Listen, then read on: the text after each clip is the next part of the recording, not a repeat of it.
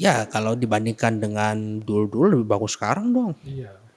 Dulu-dulu kan wah simpel banget dulu. Waktu tahun 51 ibaratnya cuma berapa bagian aja. Cuma KKN, wakil KKN, waktu itu terus ada PAM. Memang dulu-dulu waktu tahun 64 itu kan sebenarnya pemerintah kan lagi perlu dana ekstra buat ini Iya. buat ganyang Malaysia. Itu salah satu faktornya sebenarnya. Semangatnya itu waktu itu. Salah satunya sebenarnya. Jadi kan mengharapkan bahwa pengusaha-pengusaha itu ya bisa membantu gitu dengan memberikan ya suatu kemudahan dan sebagainya. Jadi tradisi itu terus menerus gitu loh saya bilang. Kalau dari tahun ke tahun sih sebenarnya kalau kepercayaan publik sih sebenarnya masih lebih baik dulu ya kalau saya bilang. Karena Oh, kenapa tuh Mas? Lorenzo Yawerisa, selamat datang di Podcast Merdeka. terima Sis, Ya, kita kedatangan Mas Lorenzo, seorang sejarawan kepolisian. Mas Lorenzo, thank you udah hadir di Podcast Ya. Merdeka. Kita akan terima ngobrol-ngobrol. kasih sudah diundang. Terima kasih Mas, kita akan ngobrol-ngobrol tentang sejarah polisi. ya. Dan tentu biasanya sejarah itu tuh selalu ada kaitannya dengan masa depan. Betul. Betul banget. Bahkan kadang-kadang sejarah tuh lebih aktual dan masa depan adalah pengulangan gitu ya. Betul. Dan sejarah selalu berulang. Begitu gak sih? Iya. Gimana Oke, Sis? Pak Lorenzo, saya panggil Pak aja. Iya. Pak Lorenzo, saya mau tanya soal yang sekarang lagi tren itu kan soal reformasi Polri ya. Kemarin Presiden Prabowo itu kan Ya. melantik komisi yaitu di awal-awal pekan November, kalau nggak salah 7 November ya. Itu kan melantik yang diketuai oleh Pak Jimli ya. Kemudian Sidiki. ya Pak Jimli Sidiki dan timnya itu soal reformasi Polri. Saya tuh langsung bertanya gini, apanya mau direformasi lagi ya Iya. soal Polri ini gitu. Karena kalau ngomongin soal Polri itu kadang-kadang kan soal stigma di Polri itu sendiri gitu, atau kepercayaan masyarakat ke Polri gitu. Sampai muncul banyak viral yang belakangan di media sosial, misalkan viral no justice itu kan, kalau nggak ada yang rekam nggak ada follow up-nya. Iya.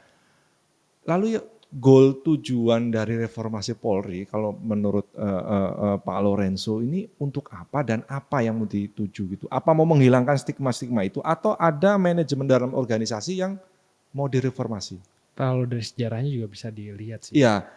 Dan sebelum-sebelumnya itu memang ada reformasi Polri gitu. Karena ya jangan sampai muncul selalu istilah polisi paling jujur adalah Polisi tidur. Pak Hugeng. Iya. Oh. Silakan Pak Lorenzo. Ya baik. Terima kasih sebelumnya atas undangannya. Ya. Ini pertama kali saya diundang podcast sebelumnya. Bener. Iya. Ya, jadi saya jawab sih, memang dari dulu banget sih sudah sering mau reformasi sebenarnya kalau kita bicara. Dari tahun 64 juga ada, gitu waktu itu ada task force ya kita bilang. Oke. Itu waktu zaman Pak Cipodano waktu itu, main pangkat yang beruntung saya Itu bilang kan 64 berarti era Pak Harto. Soekarno dong. Soekarno, oh iya sorry. Soekarno. Pak Soekarno. Itu ibaratnya kapor yang beruntung karena hanya ditunjuk Soekarno, jadilah dia main pangkat meskipun cuma AKBP loh. Oh ya, bukan jenderal. Bukan. Terus karena penyesuaian pangkat akhirnya Iya. dinaikkan berjenjang, akhirnya terakhir sebenarnya Irjen Pol sebenarnya. Cuma mungkin ada kenaikan lagi jadi Letjen. Waktu itu ya. Waktu itu kan pangkat nggak harus lewat Wanjakti kan. Ya ini karena diskresi presiden Iya, aja. iya. Itu aja waktu itu. Diskresi Presiden Soekarno aja waktu itu. Ya kalau dibilang mau direformasi, saya bilang kalau saya bicara konteks historisnya ya. Iya. Iya, iya. Jadi kalau saya lihat ya dari 64 itu, terus dari tahun 99 kan pemisahan Polri dari ABRI waktu itu, Iya. itu saya rasa sudah hal yang wajar kalau untuk direformasi. Direformasi sesuai dengan tuntutan zaman, karena perkembangan masyarakat itu dinamis, bukan statis, gitu. Artinya poin yang mau direformasi itu dalam artian orangnya atau apanya gitu yang mau dituju gitu dengan adanya reformasi Polri ini. Karena kalau sejarah sebelum-sebelumnya yang tadi disebut tahun 64 ya. Iya. Ada 99. task force-nya segala macam. Apa goalnya gitu. Dari sebelum-sebelumnya kalau kita melihat sejarah soal reformasi Polri gitu.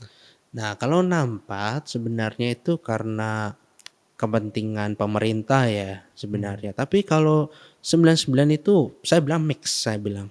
Mixnya gini. Jadi waktu itu banyak orang minta, loh ini tupoksi Polri dengan tentara berbeda, nggak bisa jadi satu. Hmm. Nah sementara mereka mau minta, tolong dong polisi ini lebih humanis sedikit gitu. Jadi kan pernah kan ada yang Pak Nur Rusman itu dulu kan pernah 3S, salam sapa senyum. Saya Hmm. ingat itu. Udah kayak pom Iya. bensin nih. Sa- Eh, salam sapa senyum. Itu slogan Pak Banur Rusman waktu itu, saya ingat Ya. itu. Mm. Nah, terus habis itu ya habis itu ya kalau saya lihat sekarang ini sih ya dua-duanya ya. Jadi mau manajerialnya maupun dari SDM-nya sendiri gitu. Hmm. Gitu. Nah, cuma ini kan institusi, saya bilang institusi yang punya sistem. Jadi lebih mencontoh kepada sistemnya sebenarnya supaya mencetak SDM Polri yang Ya. sesuai dengan kebutuhan masyarakat. Ya. Sistemnya bagus kalau menurut Pak Lorenzo. Yang kita lihat sekarang misalkan. Ya, kalau dibandingkan dengan dulu-dulu lebih bagus sekarang dong. Iya. Dulu-dulu kan wah simpel banget dulu. Waktu tahun 51 ibaratnya cuma berapa bagian aja. Cuma KKN, wakil KKN, waktu itu terus ada PAM, itu kayak kita bilang reserse ya, reserse sama Intel dulu digabung Ya. sebenarnya. Terus Mobrik sekarang kita bilang Brimob, terus Polair waktu itu, terus bagian umum. Cuma beberapa bagian aja. Nah, yang menariknya di tim reformasi Polri, ketuanya Pak Jimli, statementnya tuh jelas ingin eh, polisi itu tidak terintervensi oleh politik dan bisnis. Itu ucapan dia. Kita ingin tahu seberapa kuat sih intervensi politik di masa lalu terkait polisi dan termasuk soal bisnis itu sih Mas. Ya ini kan gambaran yang diungkapkan sekarang ya, salah satu semangat reformasinya kayak gitu. Kita ingin menilik masa lalunya seperti apa sih? Kalau tadi terkait diskresi presiden, nah mungkin ada cerita-cerita menarik apa polisi dan politik ini? Iya, sebenarnya sih kalau dulu-dulu itu kan karena difungsi ABRI kan. Kan Ya, waktu itu kan Polri kan terintegrasi dengan ABRI kan tahun 61 sebenarnya. ya. Nah, cuma kenapa orang bilang bisnis dan sebagainya? Karena memang dulu-dulu waktu tahun 64 itu kan sebenarnya pemerintah kan lagi perlu dana ekstra buat ini, Ya. buat ganyang Malaysia. Itu salah satu faktornya sebenarnya. Semangatnya itu waktu itu. Salah satunya sebenarnya. Jadi kan mengharapkan bahwa pengusaha-pengusaha itu ya bisa membantu gitu dengan memberikan ya suatu kemudahan dan Ya. sebagainya. Jadi tradisi itu terus menerus gitu loh saya bilang. Tapi kalau saya bilang dulu sama sekarang masih masih bagus sekarang saya bilang sistemnya sih. Benar, saya bilang. Enggak, tapi kan prakteknya sampai muncul ada reformasi Polri itu kan antara sistem dengan SDM yang ada sekarang kan seperti nggak mengikuti. Atau memang jangan-jangan sistem sudah dibuat baik, tapi namanya sistem itu adalah sistem gitu. Tapi kalau nggak dilaksanakan ya percuma gitu. Maksudnya gimana nih? Ya kita ngomong misalkan sistem di polisi, aturan dan segala macam sudah bagus. Tapi kenapa masih muncul sampai dibuat task force begini, ada reformasi Polri gitu. Ya kalau saya bilang sih ya tidak ada yang sempurna di dunia ini kalau saya bilang sih. Ya. Teorinya itu aja kalau saya bilang. Jadi ibaratnya kita kayak di cyber gitu, tidak ada security system yang terbaik, tidak ada, pasti ada celahnya. Tidak hanya di Polri, aja semua instansi juga gitu saya lihat. Tapi yang menarik kalau nggak salah pernyataan Wakapolri di DPR soal Polri udah bekerja, kenapa masyarakat belum percaya kan gitu ya. Nah kepercayaan itulah yang mungkin tadi menyambung soal ini kondisinya dinamis nih masyarakat. Nah tapi kan kepercayaan Polri itu udah seharusnya naik turun lah. Kayak ya kan kita sempat di era yang sempat turun banget, tapi kalau udah tahun-tahun politik nih itu masih turun banget. Nah saya ingin tahu di sejarah masa lalu tuh Polri pernah dapat sebuah kepercayaan penting gak sih Mas? Atau emang kondisinya sama aja sebenarnya dari tahun ke tahun gitu? Kalau dari tahun ke tahun sih sebenarnya kalau kepercayaan publik sih sebenarnya masih lebih baik dulu ya kalau saya bilang. Karena Oh kenapa tuh Mas? jadi gini, kita lihat dari situasi ekonomi, terus tuntutan hidup. Jadi Oke. kan ibaratnya ini kalau polisi dulu ini kan mereka berjuang gitu loh. Jadi mereka kan punya rasa empati yang lebih besar gitu loh terhadap lingkungan saya bilang. Empati, poinnya itu ya, empati pada lingkungan gitu ya. Betul. Jadi dan juga waktu itu kan belum ada tuntutan kayak harus ada HP lah, harus ada inilah. Dulu kan Iya, nggak iya. ada. Paling ya telepon, kalau nggak telepon telegram udah itu aja saya bilang. Kalau sekarang kan bisa flexing. Nah ya bisa dibilang gitu sih. Iya. Tapi saya bilang secara general sih dalam konteks ini gitu. Ya terus kemudian ya kita lihat kalau ke senior saya dulu itu rumah banyak yang biasa-biasa aja meskipun tuh purnawirawan jenderal sebenarnya gitu datang. Ya ibaratnya ya biasa-biasa aja rumahnya nggak sampai lantai tingkat 2, tingkat 3. Nggak ada, saya nggak pernah lihat. Itu sekelas jenderal. Ya dan bahkan dulu saya ada kenal satu orang ya. Wah ini PTK Angkatan 5 dulu Kapolda aslinya. Tapi orang udah nggak ada sih. Rumahnya itu ibaratnya ya cuma berapa kali berapa gitu. Kecil rumahnya dan rumah itu sering bocor. Rumah seorang jenderal purnawirawan polisi masih bocor. Iya. Itu kayaknya buat di era sekarang nggak mungkin deh. Wah saya nggak tahu ya kalau sekarang. Tapi kembali lagi ini Iya. tuntutan zaman dan juga tuntutan zaman yang mengubah mental orang tersebut. Iya. Jadi kita lihat idealisme orang-orang masa lalu gitu. Kenapa mereka bisa lebih idealis? Karena lifestyle mereka. Oke. Ini kembali lagi ke lifestyle. Kalau saya amatin dari mereka gitu, maksudnya saya kenal generasi yang tua, yang mungkin sekarang menengah atau mungkin generasi sekarang tuntutannya sudah beda, tuntutan zaman dan tuntutan ekonominya. Itu kembali lagi ke faktor itu sebenarnya. Itu sampai dulu kalau nggak salah, tapi koreksi kalau saya salah, itu soal Pak Mahfud pernah statement itu loh. Walaupun sejelek-jeleknya polisi, negara tuh lebih baik tetap ada polisi kan. Iya. Iya, maksudnya ketika orang ada problem dengan polisi atau segala macam, ya tetap ya polisi itu kan untuk jaga keamanan dalam negeri gitu. Bayangkan kalau negara tanpa polisi gitu, di tengah persepsi kadang-kadang banyak, terutama di media sosial ya, kalau kita tangkap itu kan kesel sama polisi gitu, banyak gitu. Nah, kalau kita berandai atau bertanya ke masyarakat gitu, misalkan saya sekarang bertanya ke Pak Lorenzo ini, kalau kita pertama kali untuk ketika ada reformasi Polri gini, yang pertama kali yang harus dibenerin, yang paling substansi yang pengen dibutuhkan masyarakat itu apa sih? Misalnya harus dulu ada istilah salam sapa senyum. Ya. Apa yang harus ketemu masyarakat harus senyum gitu? Atau gimana ya? Kadang-kadang ruwet ya. Saya menjabarkan ini ketika bicara tentang polisi gitu. Oh gini, kalau bicara soal itu sebenarnya pelayanan kepolisian sih, karena masyarakat perlu polisi itu kan melalui daya pelayanan, baik itu terutama di polsek saya bilang.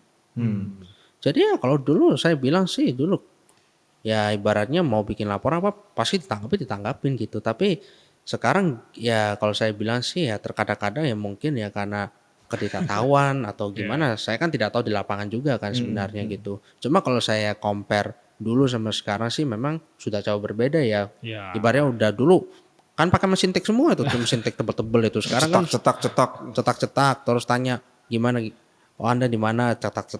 Sekarang kan enggak, sekarang kan komputer semua gitu. Nah kalau tadi yang Pak Mahfud bilang itu, ya saya setuju. Karena itu tugasnya polisi. Mana ada negara tanpa polisi? Itu hal yang nggak masuk akal kalau saya bilang. Iyalah. Siapa yang kalau misalnya kita jadi korban kejahatan mau lapor ke siapa?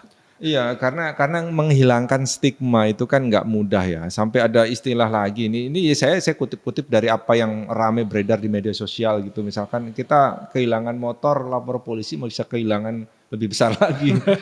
Maksudnya sampai ada persepsi begitu gitu loh. Itu kan kalau lalu dibanding-bandingkan kalau di media sosial sekali lagi, misalkan di Singapura, di Jepang gitu, kita kehilangan bisa kita tahu nih sebanyak laporan kita itu bisa di tracking sampai muncul video-video itu di media sosial gitu. Nah, selama ini padahal kan kita sudah modern, apa Polri tidak menuju ke sana gitu untuk dalam pengembangan di organisasinya Polri itu. Maksudnya gimana nih? Iya, artinya kalau kita bandingkan nih di polisi di luar negeri misalkan di Singapura, di Jepang, persepsinya itu kan ketika orang melaporkan itu kan dilayani dengan baik. Ketika kita di Indonesia ada persepsi kita kehilangan motor misalkan, itu katanya bisa kehilangan lebih besar lagi. Ya kan? Kita hilang motor misalkan khawatirnya diminta bayarlah untuk ini, untuk mengusut ini gitu. Ada persepsi itu gitu loh. Membandingkan dengan polisi di luar negeri dengan di dalam negeri gitu loh. Image itu sih yang stigma itu yang sering terbentuk di kita gitu. Ya, memang betul sih ada stigma demikian memang. Cuma ya kalau saya bicara kembali lagi ya, saya bicara historisnya ya. Iya. Itu sebenarnya dari tahun 60-an sudah ada sebenarnya stigma kayak begitu. Gitu. Karena satu orang akhirnya jadi meluas ibaratnya. Akhirnya seolah-olah itu digeneralisir gitu ya. Betul, dan mohon maaf ya saya bilang, kalau orang misalnya saya bukan pro Polri, bukan gimana gitu, tapi ya kita bicara secara logika aja ya. Iya. Ya kalau kalian marah sama Polri, ya mohon maaf, Polri itu institusi gitu loh. Institusinya mulia. Karena ibaratnya mohon maaf ya, marah dengan sebuah institusi yang bicaranya itu bukan institusi langsung, melainkan dari orang yang paham maksud saya. Iya. Nah jadi ibaratnya ya jangan di generalisir gitu loh. Setiap orang punya karakter yang berbeda-beda gitu. Saya juga ketemu mungkin ada ya polisi yang baik, ada juga polisi yang membantu juga ada, bahkan polisi yang ya ibaratnya suka bikin masalah juga. Saya juga pernah ketemu juga gitu. Makanya saya bilang ini manusianya, saya bilang bukan institusinya. Maka saya sering bilang kenapa kalian marah sama institusinya? Ya kalian harus lihat juga ini orangnya, bukan ini apa ya, orangnya bukan institusinya. Soalnya mereka manusia, saya bilang logika gitu aja. Kecuali kalau jika mereka robot, itu lain cerita. Ini manusia kok, manusia kan beda-beda. Mas Lorenzo, ini aku pengen tanya soal, ya ini masih terkait sejarah lah. Ini kita coba kaitkan yang saat sekarang dengan masa lalu. Ini lagi-lagi Wakapolri di DPR tuh kemarin statement tuh menarik banget. Termasuk dia mengangkat soal fenomena polisi brutality. Itu mungkin hal yang kok apa ya diungkap gitu oleh seorang Wakapolri gitu. Dia membahas itu kebrutalan polisi lah. Saya ingin Mas Lorenzo sebagai sejarawan kepolisian, saya ingin tahu seberapa perbedaannya lah kebrutalan polisi di era mungkin di era 60, 70 dan di era 2000-an sekarang ini ada terlihat nggak sih perbedaannya atau memang sama-sama aja gitu tiap tahun? Ini ya statementnya lagi-lagi statementnya Wakapolri ya soal polisi brutality ada kayak gitu. Oh ya beda lah dari tahun kita, kalau kita run dari tahun 50 sampai sekarang ya brutality-nya ya beda lah. Tapi saya bilang lebih baik sekarang soalnya kan transparansi, terus kemudian ada semacam ada medsos gitu. Itu kan lebih cepat sebenarnya gitu loh.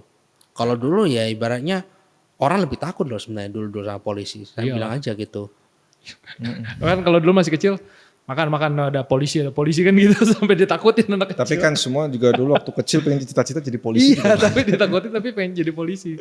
Berarti seharusnya di era keterbukaan sekarang polisi itu tinggal bagaimana dia cepat respon aja, seharusnya kayak gitu kayaknya ya.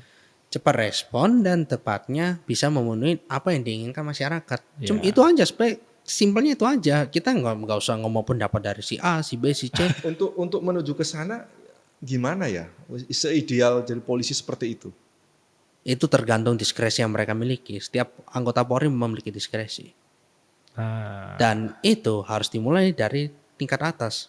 Ibaratnya, kalau tingkat atasnya tidak bisa mencontohi untuk bawahannya, bagaimana bawahannya bisa mencontoh, bisa melaksanakannya? Sebenarnya begitu aja. Kalau kita ngomong secara hierarki ya. Tapi kembali lagi saya bilang terkadang-kadang pun juga ada yang polisi yang ibaratnya yang mohon maaf bukan jenderal gitu, punya menggunakan diskresi yang tepat seperti yang saya bilang Pak Yasin dulu waktu 21 Agustus dia menggunakan diskresinya sendiri sebagai anggota polisi untuk menyatakan bahwa ya polisi adalah polisi istimewa, ada polisi Republik Indonesia. Itu waktu itu belum ada pimpinan hanya dia seorang diri ibaratnya. Itu yang saya selalu tekankan, diskresi, penggunaan diskresi yang tepat. Dan menariknya soal sosok Pak Yasin tuh sering banyak orang salah foto ya. Iya betul, sayangnya sih. Mas Lorenzo tuh pas lagi acara Divisi Humas mengungkapkan itu banyak orang yang salah kan nempel foto. Yang dipasang tuh lebih banyak foto Pak Yasin siapa Mas? Itu Pak Yasin mantan Wakasat itu. Itu karena terlalu lamanya ya, banyak nggak fotonya ya. Jadi ya sebenarnya ini ini entah kebetulan atau gimana Iya. ya. 2 orang ini berjuang di Jawa Timur. Oh, wilayahnya sama. Mulai sama. Iya. Namanya juga sama. Iya. M Yasin. Iya. Cuma karena orang sering bingung ini M Yasin yang mana. Akhirnya orang pikir ini M Yasin polisi ini anggota petisi 50. Padahal bukan M Yasin satu lagi. Berarti yang salah Google-nya. Salah. Iya. Yang salah siapa tuh yang upload tuh ya. Nggak upload. Makanya saya bilang waduh. Jadi ini- kesalahan berjamaah itu. Iya betul. Kesalahan berjamaah harus segera diluruskan. Dan udah berhasil dilurusan oleh Mas Lorenzo nih, dibantu sama teman-teman Polri lain. Bertahap lah ya. Ya kembali ke mereka ya lebih kekuatkan media kan banyak sekarang gitu. Iya. Meluruskan bagaimana gitu. Ya tergantung kita aja sosialisasinya gimana. Tapi ya lucu juga sih sampai salah foto. Yang penting namanya sama ya. Perjuangannya kebetulan sama di Jawa Timur. Oke, saya lanjut soal yang juga lagi rame sih, Pak Lorenzo, yaitu soal putusan Mahkamah Konstitusi. Ya. Ya, soal putusan Mahkamah Konstitusi itu kan melarang ya soal polisi aktif menduduki jabatan sipil. Ini apa ya istilahnya? Apa enggak kemudian muncul tafsir sih soal putusan MK itu. Ada yang bilang ini untuk yang ke depan, yang sudah berjalan ya sudah gitu. Tapi memang sempat para perwira atau siapapun itu yang menduduki jabatan sipil itu kan sempat jadi kontroversi. Lah memang sipil tidak ada yang kompeten sampai polisi harus ditransfer ke kementerian-kementerian misalkan atau ke badan-badan untuk menjadi menempati posisi jabatan sipil gitu. Menurut Pak Lorenzo gimana? Saya bilang sudah dari dulu lah itu. Kan ibaratnya Dari dulu tuh maksudnya dari zaman Republik ini berdiri. iya secara gak langsung. Oke. Jadi gini, dulu kalau tahun 60-an kan banyak kan yang maksudnya kita bilang dikaryakan ya. Tapi bukan Ya, istilahnya dikaryakan. dikaryakan karena dari fungsi ABRI sebenarnya. Iya. Ada yang di politik, ada juga bahkan ya jadi kayak kepala perkebunan apa juga ada sebenarnya. Oke. Nah, cuma saya bilang ini udah hal lama sebenarnya kalau saya bilang sih. Saya terus terang aja gitu. Dan kalau saya lihat kementerian yang memerlukan Polri, bukan Polri yang memerlukan mereka sebenarnya kalau saya lihat. Oke. Karena fungsi mereka sebagai polisi gitu untuk pengawasan. Biasanya gitu. Jadi sebenarnya mereka yang butuh Polri. Kementerian yang butuh Polri kayaknya. Kalau saya lihat ya. Oke. Dan saya bilang misalnya gini, saya kasih satu contoh. Ya dulu ada beberapa orang itu kan dijadikan staf khusus gitu.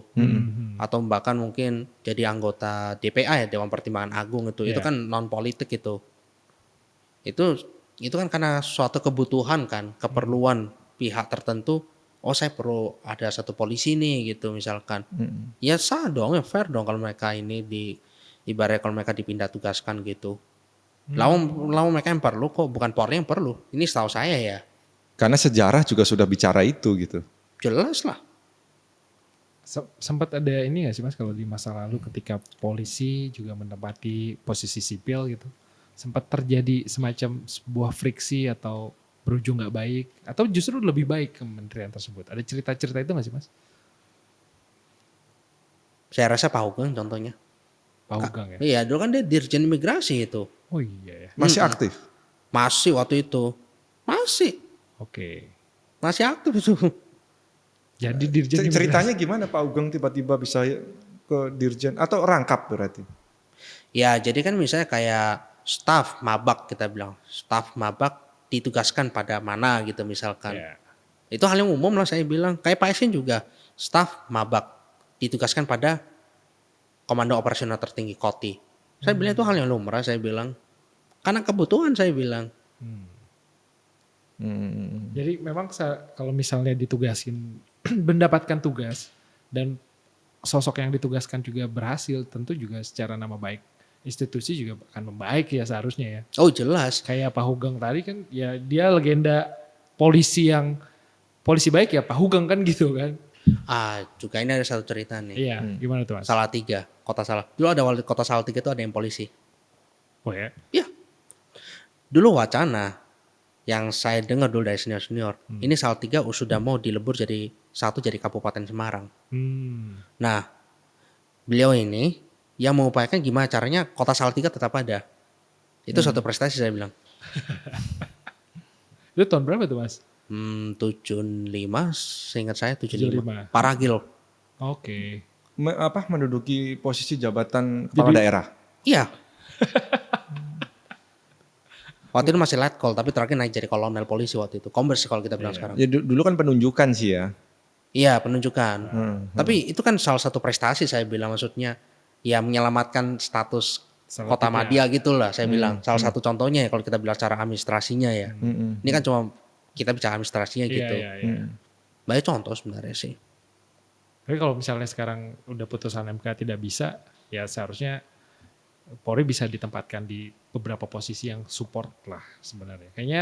Kayaknya nih ya buat birokrat-birokrat yang udah nungguin eselon-eselon, tiba-tiba ada jenderal, ada apa. Ya itu karena persepsinya kemudian bikin iri di internal kementerian misalkan di Iya. internal badan gitu, bukan orang internal. Saya nggak tahu, saya nggak bisa komentar itu. Saya nggak pernah lihat mata kepala saya sendiri. Tapi memang prakteknya memang yang lama-lama ya juga sudah berjalan dan itu nggak jadi persoalan. Justru untuk membantu yang tadi cerita Pak Lorenzo itu ya. Ya ada yang membantu juga makanya ya. Tapi kalau bilang misalnya dari kementerian dan sebagainya, ya saya nggak tahu sih ya. Makanya saya nggak bisa memberikan komentar apapun. Mohon maaf sebenarnya. Mas, kalau saya penasaran nih seorang Mas Lorenzo bisa meneliti secara profil ya. Menelitinya tuh dari kapan sih Mas meneliti polisi ini nih Mas? Dari saya kuliah ya dari 2012 semester 1. 2012 ke semester 1 Iya. meneliti soal polisi Ya. keliling Indonesia gitu Mas? Enggak. Ketemu jenderal, pensiunan. Dulu keliling aja ibaratnya. Jadi apa ya? Cuma karena ketertarikan aja. Kan saya Surabaya. Iya. Waktu itu kan orang berpikir lebih mencondong kepada yang lainnya kan. Ya. Gitu. Nah, saya lihat enggak sih. Ini polisi juga ada deh. Justru mereka lebih membantu berkontribusi besar gitu. Saya bilang polisi istimewanya ya, yang cikal bakal brimob saya bilang. Makanya waktu itu saya teliti gitu dan akhirnya saya nggak tahu kenapa sampai kayak begini gitu loh. Saya nggak nyangka juga dalam benak saya bisa saya sampai misalnya kayak sejarah Polwan.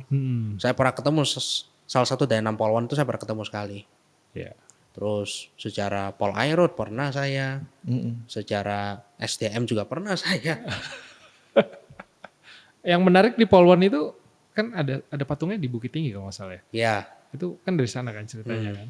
Berarti ketemu langsung tuh dari 6 orang itu satu yang ketemu. saya lainnya udah nggak ada waktu itu tinggal Iya. satu ini, gitu. Ada cerita menarik apa tuh Mas dari pertemuan itu Mas? Yang menarik itu dia nggak bisa bahasa Indonesia. Oh ya. Iya, maksudnya dia udah ngomong Indonesia udah nggak ngerti. Makanya Ibu siapa namanya tuh Mas? Bu Ros kita panggil. Bu Ros. Ya. Oke. Waduh, pokoknya untuk saya bisa bahasa Belanda, maka saya ngomong bahasa Belanda, saya interview dia bahasa Belanda untuk ngerti. Udah gitu aja deh saya bilang. Guten Morgen Bu Ros. Mam Ros. Berarti banyak cerita. Saya penasaran soal yang Brimob tuh polisi istimewa itu juga gimana tuh Mas? Cikal bakalnya tuh gimana sih waktu itu? Ya, Kan sekarang kan Brimob ini jadi kayak tameng paling depannya polisi lah ya kan kita ingin tahu juga tuh. oh ya, jadi gini sebenarnya kan itu kan bentukan Jepang kan. Ya. Namanya Tokubetsu Keisatsu Tai. Artinya pasukan polisi istimewa. Artinya itu sebenarnya. Ya. Tokobetsu, Keisatsu Keisatsu, Tai. Tai. Ya. Oke. Coba diulang lagi. Tokobetsu Keisai. Nah, Susah itu. gitu. Nah, terus kan ya ibaratnya kayak polisi yang lebih militaristik lah istilahnya Ya. gitu. Kita ngomong istilahnya. Terus waktu pas 17 Agustus itu kan sebelumnya bahkan itu kan Jepang sudah menyerah. Jadi otomatis peta Heiho kan bubar kan dibubarkan sama pemerintah Jepang ibaratnya ya sudah senjata mereka dilucutin dimasukin gudang. Nah, jadi waktu itu dan juga waktu itu mereka berpikir, loh ini kita gimana nih gitu. Kita polisi gimana gitu. Ya. Nah, akhirnya waktu itu inisiatif pertama itu ya sudah Pak Yasin waktu itu tanggal 20 Agustus itu kumpulin beberapa orang. Ada Pak Musa, ada Pak Zainal, ada Pak Tarjo gitu, ada Pak Surip waktu itu. Jadi nggak cuma Pak Yasin Solarin, jadi diskusi gimana ini status kepolisian, gimana gitu. Iya. Ya udah akhirnya di kesimpulannya adalah mengangkat Pak Yasin sebagai Komandan Polisi Istimewa Karesidenan Surabaya, Karesidenan. Karesidenan dia. Ya, Karesidenan gitu. Kemudian memberikan pernyataan bahwa polisi Indonesia ada polisi istimewa, ada polisi Republik Indonesia tanggal 21 Agustus tahun 45 dalam apel pagi. Langsung statement tuh Pak Yasin Ya. di apel paginya. Gitu. Sebenarnya itu. Oke. Terus setelah itu ada defile ke jalan ya sepanjang jalan Tunjungan gitu. Iya. Wah, menarik juga ya. Dan dari situlah ketertarikan itu dimulai ketika soal polisi. Karena Mas Lorenzo anak Surabaya kan. Familiar aja, jalan Tunjungan jadi familiar sekali. Saya lebih familiar sama mallnya yang gede-gede. Sampai susah nyari parkir. Enggak Iya. susah, nyari mobilnya lupa di mana. Oh, harus difoto itu berarti. Mas Lorenzo, thank you udah ngobrol-ngobrol. Ya. Kita sih pengennya lebih lama lagi, tapi tentu nanti kita cari-cari lagi momentum. Kita cari dulu nih sejarah-sejarah yang menarik. Kita pengen banget sih ngobrol nanti sama Pak Asis lagi nih. Oh, cuma gini. Oh, Ya nanti kita ngobrol-ngobrol lagi Mas. Ini karena sudah apa ya Sis ya? Udah mau maghrib. Menjelang Isya. Masuk. Thank you Mas Siap. Lorenzo. Ceritanya semoga kita pengen dapat ya nanti lah nungguin momentum lagi kalau polisi rame-rame kita undang lagi ya. boleh beri kesimpulan ya? Boleh. Ya, jadi intinya kalau tadi masalah reformasi itu yang lumrah lah. Ya. Sesuai dengan tuntutan zaman lah, seperti yang saya katakan. Terus kedua, kalau masalah yang putusan MK itu ibaratnya ya sesuatu hal yang lumrah lah, saya bilang. Jadi ya saya rasa tidak usah dibesar-besarin lah. Karena kementerian perlu Polri kalau saya lihat. Jadi saling membutuhkan sebenarnya. Ya jelas resiprokal. Jadi tidak ada istilahnya Polri mau gini, enggak. Saya lihat mata kepala saya sendiri. Mereka mau di Polri, mereka lebih sayang di Polri, bukan di luar. Karena dunia mereka udah di Polri, bukan di luar gitu sebenarnya. Tapi karena kementerian lain meminta tolong ibaratnya, oh ya udah kita bantu.